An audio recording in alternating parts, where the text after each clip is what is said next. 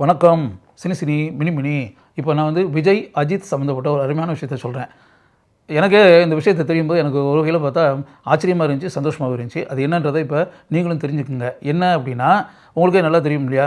சிவகாசி, திருப்பாச்சி அப்படின்னு சொல்லி 2 திரைப்படங்களை பேரரசு விஜய கதாநாயகனாக வச்சு இயக்குனார் அப்படின்னு தெரியுங்களா? 2மே வெற்றி படங்கள். திருப்பாச்சியும் வெற்றி படம், சிவகாசியும் வெற்றி படம். இந்த 2 படங்களும் மிகப்பெரிய வெற்றி அடைந்த பிறகு அவருக்கு வந்து ஒரு நாள் வந்து ஏவிஎம் நிறுவனத்திலேருந்து ஃபோன் வருது பேரரசுக்கு. அப்போ என்ன அப்படின்னா, ஏவிஎம் நிறுவனத்தில் வந்து உடனே பேரரசு அங்கே வர சொல்கிறாங்க. உடனே பேரரசு அங்கே போய் ஏவிஎம் சரவணன் சார் போய் மீட் பண்ணுறாரு.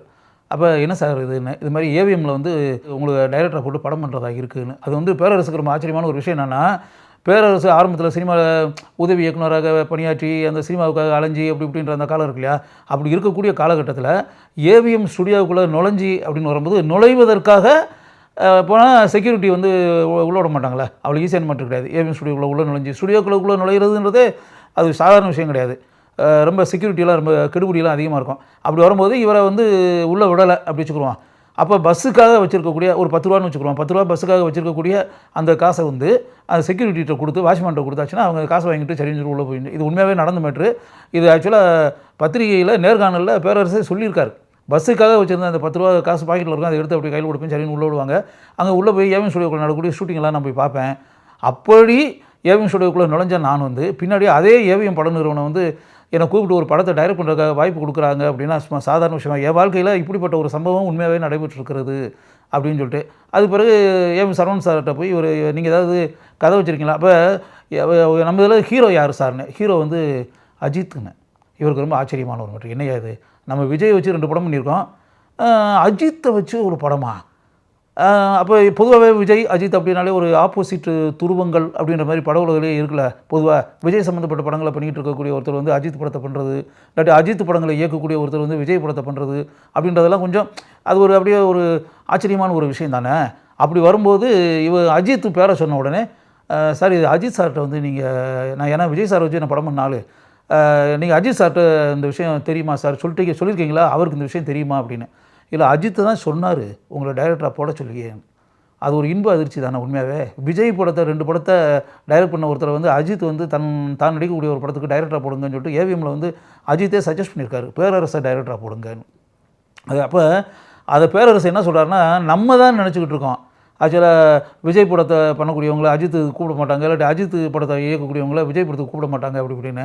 அது வந்து வெறுமனே நம்மளுடைய நினைப்பு, பிரமை. ஆனால் அது உண்மை கிடையாது அப்படின்றத அஜித் என் பேரை சொன்னதுலேருந்தே நான் புரிஞ்சுக்கிட்டேன் அப்படின்றது ஒன்று.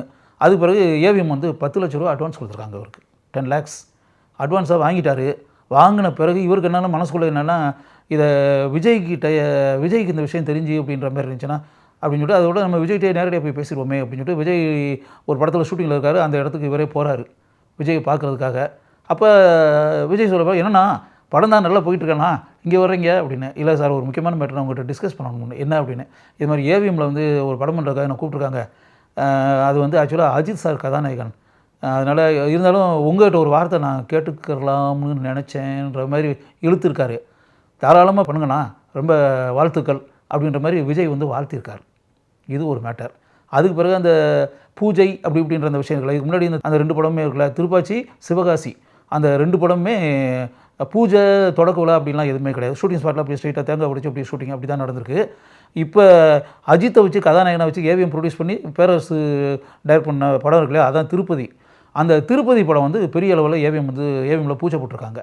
அந்த பூஜை போட்டு இன்விடேஷன்லாம் பிரிண்ட் பண்ணி தொடக்க விழா அப்படின்லாம் இது பண்ணும்போது அந்த இன்விடேஷன்லாம் இது பண்ணிட்டு போய் இதுக்கு எப்படி இருந்தாலும் விஜய் சாரை கூப்பிடணும் அப்படின்ற மாதிரி நினச்சி விஜயை வந்து கூப்பிட்றதுக்காக நேரடியாக போய், சார் இது மாதிரி பூஜை இத்தனாவது நாள் ஏவிஎம் பூஜை இருக்குது, நீங்கள் அவசியம் அதுக்கு வரணும் சார் அப்படின்னு. டெஃபினட்டாக நான் வர்றேன் அப்படின்னு. அதே மாதிரி அந்த பூஜை நடக்கிறதுக்கு முதல் நாள் நைட்டு 8 மணிக்கு விஜய் ஃபோன் பண்ணியிருக்காரு. நாளைக்கு காலையில் பூஜை, எத்தனை மணிக்கு பூஜை ஸ்டார்டிங்னு, 9 மணின்னு சொல்லிட்டு, நான் 9:30க்கு நான் வந்துடுறேன் அப்படின்னு. அதேமாதிரி மறுநாள் இவர் வந்து வெளியே பேரரசு எல்லாத்தையுமே சொல்லியிருக்காரு, விஜய் சார் வராரு பூஜைக்கு அப்படின்னு போது அஜித்துக்கிட்ட சொல்லும்போது கூட அஜித் வந்து அப்படியே ஒரு ஸ்மைலிங்கோட அப்படியே இது பண்ணாரு. அவர் கூட மனசுக்குள்ளே விஜய் வருவாருன்ற நம்பிக்கை அஜித்துக்கு கூட இல்லை. அதான் உண்மை. பேரரசே அப்படி தான் சொல்கிறாரு. அவர் ஸ்மைலில் பார்க்கும்போது அந்த புன்சிரிப்பு அப்படின்ற ஒரு மேட்டரில் அதில் கூட ஒரு நம்பிக்கை இருக்கிறது மாதிரி எனக்கு தெரியலை. அவரே வந்து ஒரு ஃபார்மாலிட்டிக்காக சிரித்தது மாதிரி தான் இருந்துச்சு. அதுமாதிரி வெளியே இருக்கக்கூடிய ஆட்கள் எல்லாமே ஏவிஎம்மில் ஒர்க் பண்ணுற அத்தனை பேர்ட்டையும் சொன்னேன், யாருமே அதை நம்பவே இல்லை. அஜித் நடிக்கிற படத்துக்கு வந்து தொடக்க விழாவுக்கு வந்து விஜய் எப்படி வருவார் அப்படின்ற மாதிரி.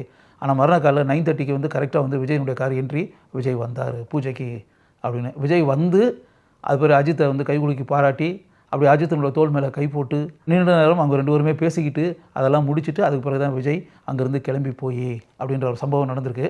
இதை வந்து பேரரசு இத்தனை ஆண்டுகளுக்கு பிறகு இதை எழுதி அப்படின்னு வரும்போது எனக்கு உண்மையாகவே தனிப்பட்ட முறையில் வந்து 2 பேர் மேலேயுமே, விஜய் மேலே அஜித் மேலே 2 பேர் மேலுமே அளவற்ற மதிப்பும் மரியாதையும் உண்டானது. இப்போ இதை கேட்கும்போது நிச்சயமாக வந்து உங்களுக்கு விஜய் மேலேயும் ஒரு அளவற்ற மதிப்பு உண்டாகும், அஜித் மேலேயும் அளவற்ற மதிப்பு உண்டாகும் என்று எனக்கு தெரியும்.